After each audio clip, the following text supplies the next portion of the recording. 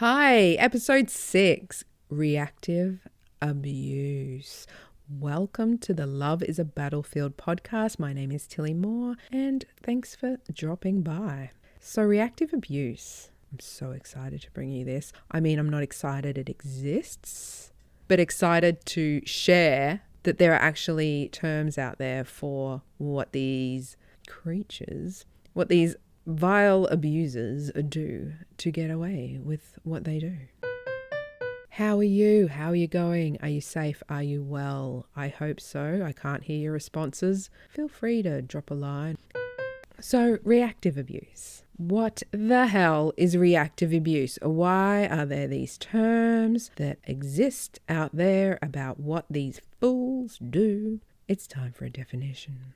According to breakthesilencetv.org, reactive abuse is used by perpetrators to shift blame for the abuse onto the victim. The abuser will claim the victim is the abuser because of the reaction the victim has. The abuser may even attempt to convince the victim that there is nothing worth reacting over and that the victim is overreacting to the abuse. What the victim is actually experiencing is called reactive abuse. Then they've gone on to say definition. Reactive abuse occurs when the victim reacts to the abuse they are experiencing. The victim may scream, toss out insults, or even lash out physically at their abuser. The abuser then retaliates by telling the victim that they are, in fact, the abuser. Why do abusers do it? Because it works. Sorry, that's my 2 cents. That's what they always say. Abusers rely on reactive abuse because it is their proof that the victim is unstable and mentally ill. I love seeing this in black and white on a website. And I'm telling you, if you Google reactive abuse, so many websites came up, so many different places you can find this information. It was amazing. There were so many places that explain this in black and white. So it's not just you and it's not just me, with these men or perpetrators trying to convince us that we are crazy to get away with their abuse. You know, you think you're the only one. You think, maybe he's right. And me having undiagnosed ADHD, you know, that can be a little bit fun and spicy. So I was like, maybe I am weird. I'm not a narcissist. Now, they went on to say the abuser will hold these reactions against the victims indefinitely. It could be years later and the abuser will say, well, back in whatever year, you had this reaction and acted all crazy. You're the crazy one. You need help. Sometimes abusers use this reaction as an excuse to go to police or even file for protective orders of their own. Yes, that is what they do. Warning, if they get one on you and you don't have one on them, or the police haven't got an order protecting you from them, go and get one, because they are intending to use that order to keep control. I'll call the police. You'll go to prison if I tell them you did this. It's disgusting. And you're thinking, I don't want to go to court and get one of those. I don't want to be involved in this thing. It's like a war that you didn't want a part in. But the only way out is through, which sucks. You know, it's giving Ukraine. Life is good. Neckmen, Russia's like, how about some war? And they're like, no thanks. Then Russia's like, you don't have much choice. Let's do this. And there's war. And so many people have lost their lives. It's absolutely horrific and sad. But when war comes to you in the version of, for this situation, abusers, the only way out is through. And it's not your fault. And sometimes you have to fight the good fight to get out. And it sucks. It sucks. But no one has a right to ruin your life for merely existing and looking for love. Snaps fingers. Right. I'm going to read more from this page because I need to show you that this is in black and white. And for me, I'm so excited to see. It's not just me rambling about my life, my experiences, me, which I know I have to do to share in this podcast. But when I'm listening to it, I'm like, oh, it just sounds like I'm talking about myself all the time. But I know I kind of have to.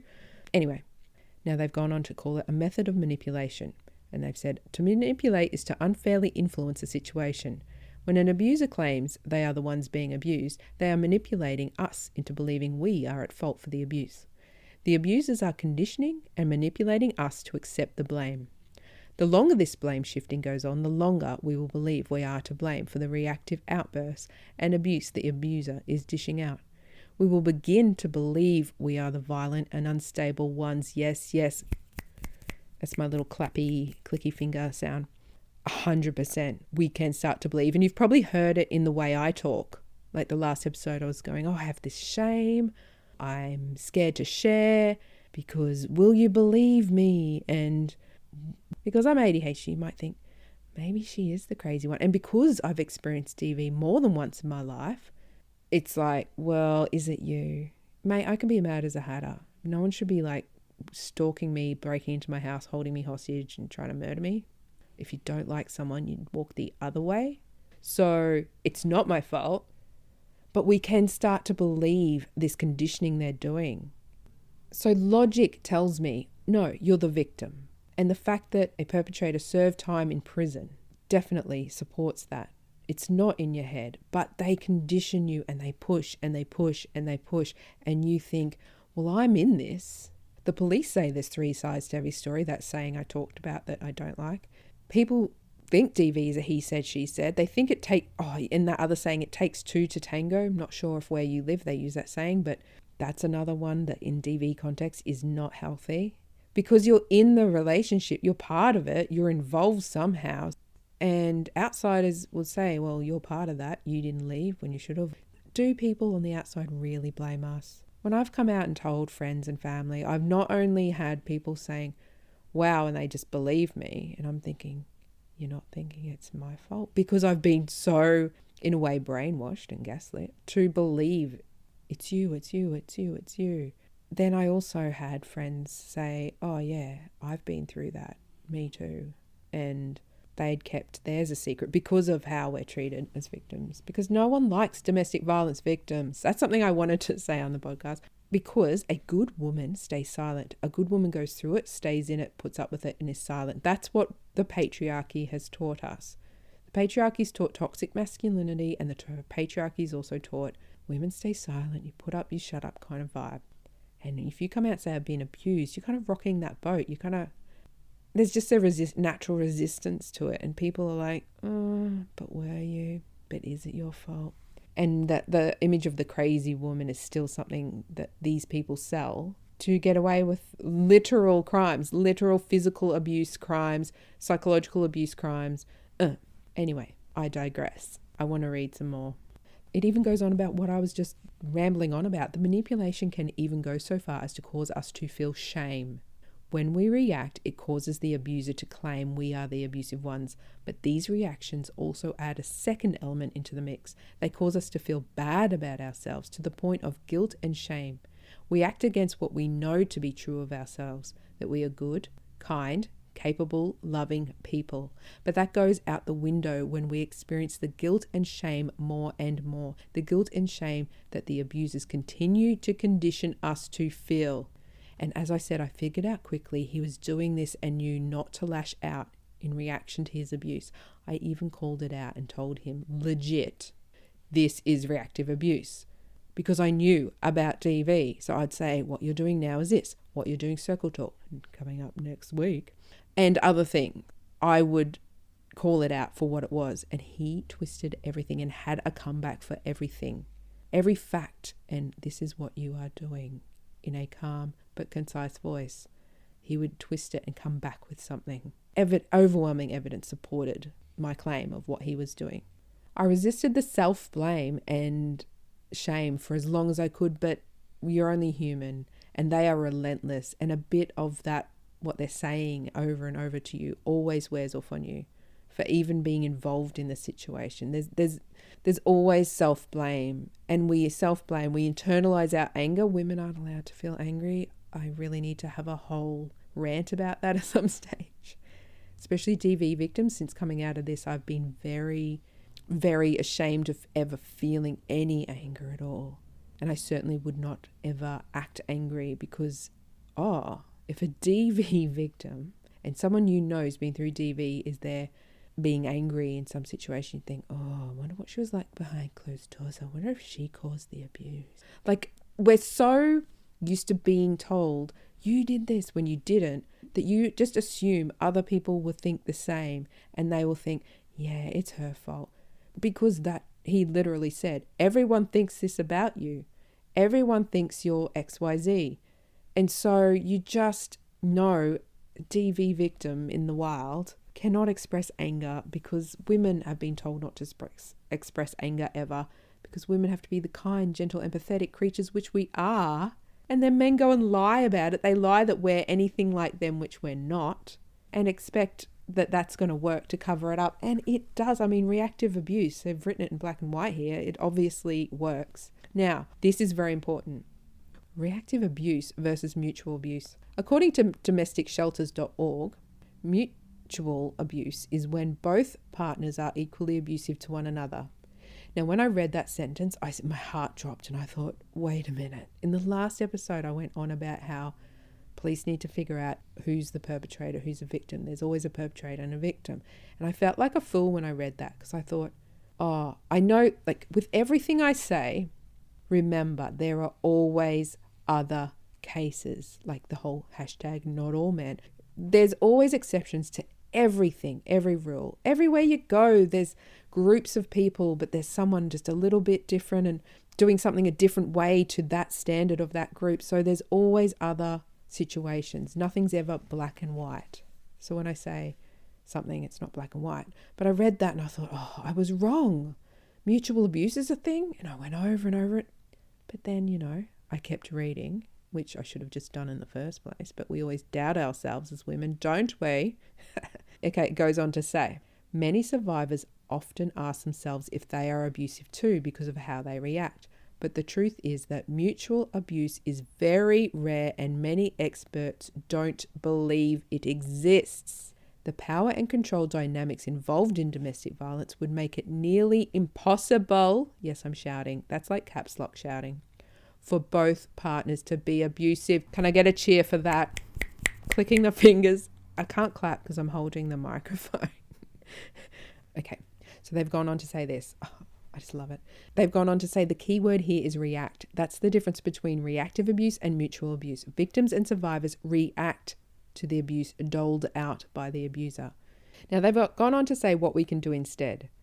And they say, when you see yourself reacting in this manner, many times you begin to say to yourself, whoa, this isn't me. They actually wrote, whoa, this isn't me. You think, whoa, this isn't me. This isn't how I act normally. When you begin to ask yourself those questions, you know something is not right with the relationship. The abuser wants you to question yourself, your character, your integrity. But many times by the time we get to the point of asking ourselves these questions, we are either too scared to leave the abuser or we just don't have the means to do so.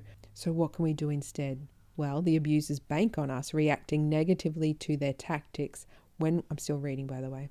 And I always put the link to any definition, any kind of things I read out in the podcast. I'll put that in where I wrote the show notes, which as a listener, someone once said, it's in the show notes, and I couldn't find them, but now I figured out that it's just the blurb about what that episode's about. Circling back, the abusers bank on us reacting negatively to their tactics. True, they rely on it. And as I've said in previous things, we're not even talking about reactive abuse, he wanted a reaction from me. And when he didn't get it, he increased his abuse because he wanted it. He needed to, justify what he was doing because he was acting a fool. When we begin to truly think about how we respond to them, we are taking back our power. We begin to respond and not react. Yes, to react is almost like an automatic thing. It's the fight or flight response. Yes, interjecting here, it's also being human. You're human and you are reacting as a normal, healthy-minded human does. I go on, they go on, I read it to you. But responding involves a thought process. It requires us to really consider our thoughts and actions. That's it. You don't react, you respond. And you respond to the behavior, not to the person, not you. It's like, you have done this. And I can tell you I did all this. I knew what they were doing. I was saying, this is reactive abuse. You are doing this. Right now you're doing this because you want this. I figured him out and I called it out. And it didn't change anything. It didn't stop him abusing. But knowing this is how I didn't get hurt more. In other words, one example is there are many women in America in prison right now because of DV, because they were set up by their perpetrator. They did reactive abuse and they're serving lengthy sentences for being physical back or trying to do something to get away from this person. And I've seen documentaries about that, and it's really frustrating and really sad. And that was definitely what mine wanted. He was like, if anyone's going to prison, it will be you. I will not go down. He said, if I go down, you're coming with me. It doesn't work like that. If you're going to prison for violent crimes and holding someone hostage, when you think about that, it's like you both can't. I mean, we both could. If I had reactive abuse where I was physical, he would have made sure I served time for that. I got in trouble at the highest ability to get in trouble for anything. He would have made sure I did that. This is the last bit they've written. Within the realm of domestic violence, there's always one who initiates or instigates the problems in the relationship. Yes, it comes back to that one person needing power and control over their victim. That's what abuse is, the imbalance of power. The abuser, however, would like us to believe otherwise and say, well, we were abusive to each other. It's mutual abuse. It's because the abusers will never accept responsibility for their actions and instead shift blame for the abuse onto us. Thank you very much. That is so, so, so true. I love that that's in black and white. Just seeing, and that's a thing for you. If you haven't heard about reactive abuse and you haven't Googled it, go and Google it. You'll see stuff like this, and you will see in black and white that this is an actual DV term. This is something that they do, and you think, how are they all so alike? And they do these things. It's sick when you kind of realize, but it's also empowering because you know now, and you know they want a reaction. Even on my TikTok page at LIABF podcast for Love is a Battlefield podcast, on that page, the comments I get, and yes, I take out the trash if you know what I mean, but you do not engage with them, because I've noticed so many misogynists who come in to comment and be abusive and horrible. They want attention. Some will say something real out there to get attention, and people will bite and they'll be like, yes. Because for them, if they got an emotion out of you, if they got an emotional response and then you went and typed a reaction, that's a power thing. They get that little kick. They're like, yes, I impacted that person. I impacted their life. I even made them reply with a comment. Yes. So ignoring is the way to go. If you are on my TikTok page, you can tag me, because I do miss a lot, because I will just like take out the trash. Don't even engage. Not worth it, because they want that attention. And this reactive abuse, they want that reaction. The reaction justifies their abusive behavior. So it's about getting a reaction to feel that power and control, but also when your reaction is something they can twist into you being the perpetrator, they use that as well. That's just, they're feeding on both ends of the spectrum. Ugh. Anyway, yuck. Moving right along. So instead of an email today, I've got something a little bit different. I'm going to be talking about Justin Baldoni. I hope I said that right. Apologies if I didn't. And it's kind of important. I really like it. Anyway, let's get into it. Since coming out after abuse and learning more about it and learning more about feminism, literally from TikTok and everything, like the community of women who are being a voice for our generation and trying to change things for future generations is amazing and strong and powerful and beautiful. And I've learnt so much, and I was not a feminist. Growing up, I was raised to think ill of feminists, and I also thought feminists were the reason we had to work and raise the kids. No, the reason we can work and have a job is feminism. The reason we still have to raise the kids and do everything in the house on top of working is misogyny. So I realized I'm a feminist. And I'm not just one, I'm one. I'm like, yes. And pennies are dropping. And the more you learn about it, the more pennies drop, and the more you realize, wait, I thought this and this was wrong.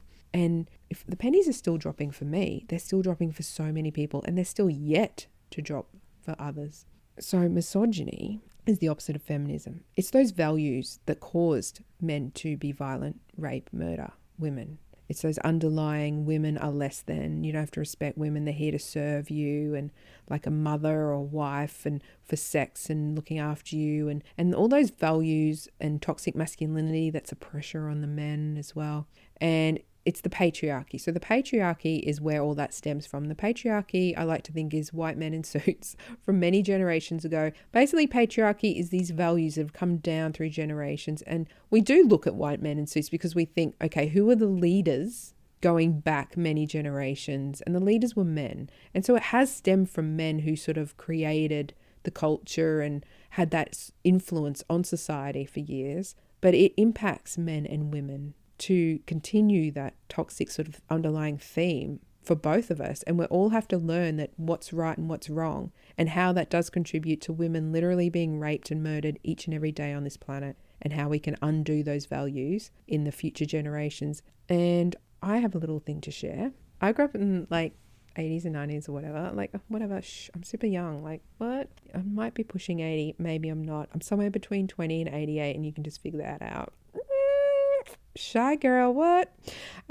We were brainwashed by the patriarchy, as everyone was. Everyone was just sort of taught these roles. And I have a memory I want to share. There was a girl that was in my friend group at school, and she didn't shave. And we were so conditioned that women shave. It is what it is in our generation. And she didn't shave. It looks the same. Women just have naturally less body hair. So I guess women started shaving to maintain that natural look we have anyway. And then it just became a thing, and it was ingrained in my generation that you shave. And she didn't. We kept asking her about it and saying, well, when are you going to? Because we all expected she would. And now I look back and think, oh my gosh. It's like you learn about how wrong we've all done and how wrong we've all thought, and then we're changing things for the future.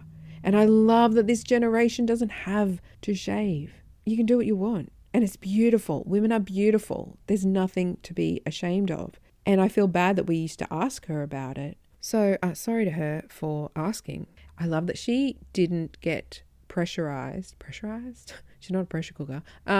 She didn't feel that pressure by society, by the patriarchy, by us asking questions, and never did it. And good on her. And I love that we're starting to open our eyes, men and women. And so that brings me to Justin, because the patriarchy and how it has led to this path to misogyny and led to violence against women and children, it's impacted men and women, and that's caused that. And so are men listening to us when we're saying, please don't murder and rape us? They're not. They're like, oh, you crazy bitches. Well, the women are speaking again. Shut up. Let me come in with my intellectual debate to get my little ego trip and dopamine release so I can abuse you online. Like, there's a lot of resistance still. But there is change happening, and we are part of that change. And each and every one of you listening is part of that change and can go on and share your own things. You're welcome to share the podcast. I'm not going to be one of those people that's like, share it. The thing is, there will be so many family and friends on your Facebook that you don't even know are going through DV, because we all keep it quiet. Like, it could be your auntie, could be some random relative, a cousin or something, or a friend or an old colleague. Because I reached out to a friend and they disclosed that they'd gone through all this DV, and I assumed their life was perfect and fine. And that's actually happened more than once. And so I'm like, wow, there's all these people secretly going through it and you don't even know. So I'm like, hey, if you want to, do not do what I say, because no one ever does. Hashtag woman life. No. I mean, am I right or am I right? But like, just have a think about that. And if you want to share the podcast. So Justin Baldoni is a man, and he is best known for playing Raphael in Jane the Virgin. If you have not seen it, go and see it. It takes a few episodes before you absolutely get hooked. But once you're in, you're in. And it gets, in the last few seasons, it's amazing. It gets so dramatic, some of the things, because it's like a telenovela. It's amazing. It's so well written. It's funny. It's called a dramedy because it's like comedy drama. So he's an actor, and he's a very handsome actor. He's a husband, a father. Did you know he directed 5 Feet Apart? He produced and directed it. Sorry. The movie about the cystic fibrosis. They're 2 teenagers with cystic fibrosis called 5 Feet Apart. He directed that. I went onto his wiki, and he has directed so many shows and starred in so many other things. And I was very surprised to learn randomly on the internet one day, and I saw him, and he's the one who said this quote, and I don't know if he quoted an actual name when he said it, but he's the one I heard this from. He's the reason I know this quote, that feminism is the absurd idea that women are people. And he said that, and it just resonated with me. And that was the start of my feminism journey, of realizing what is feminism and really deep diving into that. So he is part of my journey, and he's what brought me into that. And he, being a man, has written these books, and he's teaching young men. And one of these books is a good resource for teachers. Teachers, please, like, see if you can get this on your curriculum thingy at school, because honestly, it's amazing. So he is hitting the patriarchy from the male point of view. He has 2 books. The first one is called Boys Will Be Human, a get real gut check guide to becoming the strongest, kindest, bravest person you can be. It's got activities, sidebars, inspirational quotes, and it's written, "This book is the perfect social emotional learning tool for parents and educators to jumpstart conversations about masculinity with the boys in their lives." And he says, "Warning, this might be the most honest book you've heard." And he goes on to teach them how to be vulnerable and sensitive and how that's brave. And I keep saying that too.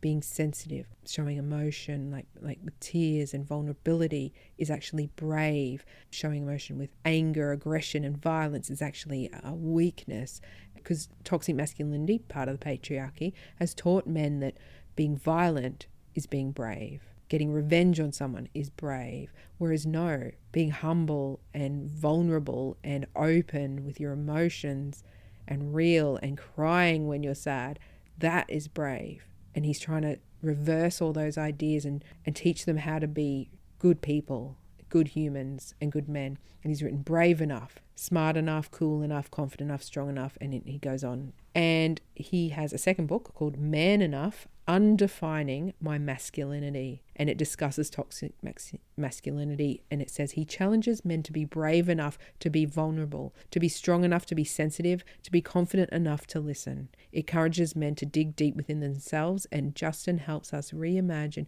what it means to be man enough, and in the process, what it means to be human. Honestly, to any teachers out there, you need these books in schools. Let's get this next generation to stop feeling that, because men are feeling that oppression too, I've got to be violent. I've got to be cool with the ladies and like show them I'm the man. And they're feeling that pressure. And Justin's saying, hey, you want to be a good human? Like, you can feel confident. You can love yourself. You can be emotional. You can be vulnerable. And it's cool, guys. These are such a good tool. And please get onto your libraries to get this in stock. And I'd love to see this out educating boys, because it's supporting them for the change that we need to save women's lives, because it all trickles down. And also, men die by suicide. The patriarchy has stuffed us all up. We blame it for the abuse we've endured personally, but it's this whole system, and I love that society is starting to open their eyes and shake it up. We're a long way from a lot of changes that I expected by 2023, but it's all good. We're going to get there. So today, the final part. So I skipped the email part just to give you that whole Justin Baldoni part, because it's really cool what he's doing. I don't think he'll ever hear this. I wanted him to come to the podcast, and I realized he would only come on for free if he was promoting his book to a lot of listeners. And this is episode 6. So there are not heaps of listeners, but I think we'd have an amazing conversation, as in I want to put his voice out there for men.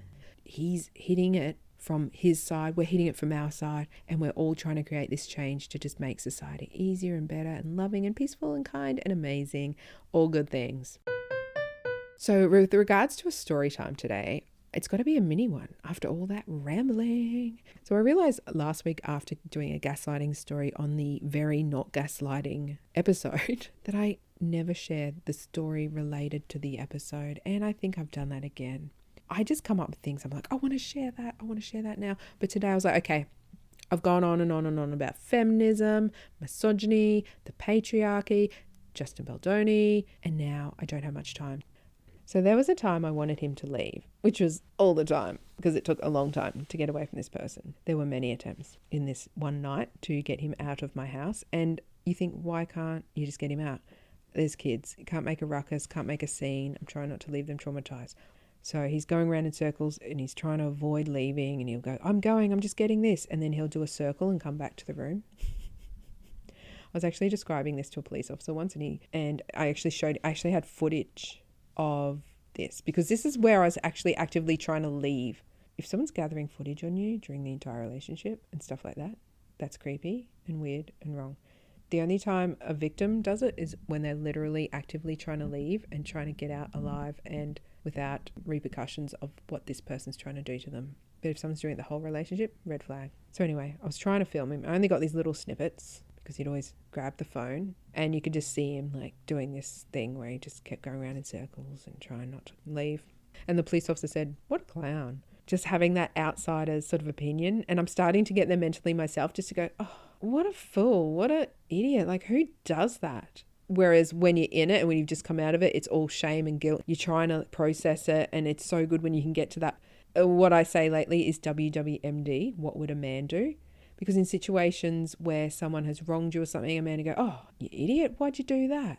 Whereas a woman would go, oh, look, I'm sorry, but maybe you shouldn't have done this to me. You know, we're expected to be more like that. And I just sort of think, okay, what would a man do? Because men do the confident thing and react in that confident way. And so thinking like that sometimes, it changes your way of thinking. And so there's so many times I'm allowing myself the permission lately to go, gosh, he was an idiot. Gosh, he was an arsehole. I'm like, what a freaking nut job. It's beyond a joke. And I'm like, yes, we need to think more like that and not keep blaming ourselves. So anyway, he wouldn't leave. So I finally got him out the door, and then he wanted to come back in.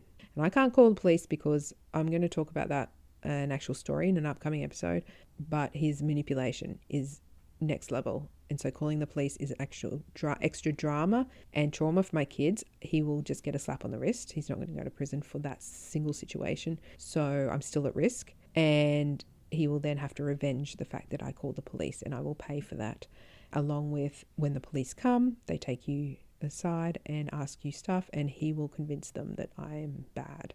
So he wanted to come back in. I said no. He then threatened to hit his head on the bricks on the wall outside the door. So it's a brick wall, and he said, I'm going to smash my head on these bricks and tell them you did it, and they will believe me. He had that power of manipulation, and in that situation the police would come and find him injured and bleeding, acting, and I repeat, acting, fearful and emulating a real victim, and me standing there just like, what the actual? He would get given an order against me, and possibly I could be charged with assault. I mean, how else did he get the bleeding head? I don't know how he would say he got it. Maybe I threw a rock or something. I don't know what his plan was. You never know. You don't even find out until they've done it. And why would they believe me when he had the obvious injury compared to my little pink patches that have yet to come out as purple bruises the next day? It would become a he said, she said, and he would then have rights with an order to have me arrested and possibly imprisoned and lose my job and all that. If he gets the order, he could use that to do this again and have me actually charged with things I haven't done. It's really creepy and really scary, and he actively tried to do this. This is not some paranoid delusion. It's not some conspiracy theory. This person actually attempted to do this many, many times. Because if I called the police, he believed I had to pay for betraying him by seeking help. So he would push for me to have the law thrown at me for the things I didn't do. He had this thing where I tried to explain to him, but they know what they're doing. But I still tried, because that's what we do when we're in it. I was like, so you revenge your victim for calling the police. Like, you do the crime, then your victim calls for help, and then you have to revenge them calling for help. So you do something to someone, they get hurt, and then you have to revenge them again. So you're just doubling attacking this one innocent person for existing, and they've done nothing to you, but you make up this excuse in your head that you have to revenge them. It makes no sense, no logic, and that is because their thinking makes no sense nor logic.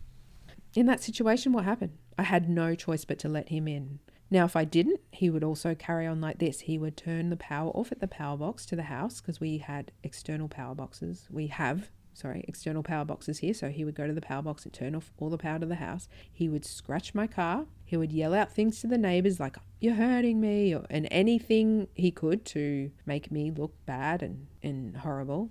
And he would say this, yell out stuff, put on this show, anything to get to be allowed back in. And I had to assess everything. I had kids. I was trying to keep this drama away, and him quietly saying, I'm going to smash my head in, and let me in. So I quietly let him in and hoped he would settle down and I could get rid of him later. And it took a lot of work, and I had to literally wait hours until he got tired, and then he eventually left. And I think he ended up, he was messaging side pieces later that night because I had asserted myself. I sat down and said, I don't want to be in an abusive relationship, and I will not stand for abuse, and I do not like this. And I maintained that, but he did eventually leave. And looking back, I feel proud that I assessed everything right, and I didn't just shut the door and he smashed his head on the wall and then went and accused me of things. These people are dangerous for so many more reasons than the obvious physical one, and it's very, very concerning. So there's that little something for you, little very unfun story. So DV can be dangerous. I mean, they make you pay for surviving, for getting away from them, for leaving them, for calling police to help facilitate that because they're not letting you. And then they see that they have to revenge the fact that you left them. And so they make you pay with anything and everything you have. They will try anything and everything. And it's actually really creepy and horrible. There's so much more I want to say. I'm just not going to do that. We've got next week. It's going to be okay. We'll meet again. We'll be together again. Just wait another week. Next week, the topic is circle talk. And no, I'm not going to tell you right now like I do with every other episode. At the end, I just basically tell you all about it. But I will say something because you know I can't help myself. It's another term, just like this. Another thing that's commonly used. It's a technique they use to keep you engaged and under their control in a conversation. They also use it to avoid their responsibility and maintain all that control by using this one technique. It's just more gross, yuck, manipulation vibes. So that's next week. So email in any stories you want to share. Love to hear them. Or any questions. Touch base. And their email address is loveisabattlefieldpodcast@gmail.com. There's also lots of socials where it describes what the episode's about. You can click on that and scroll down and I have all the socials there.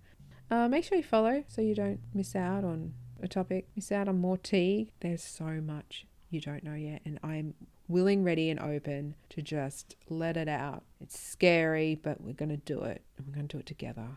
So we'll chat next week. Stay safe. See you then, legends. Love ya. Bye.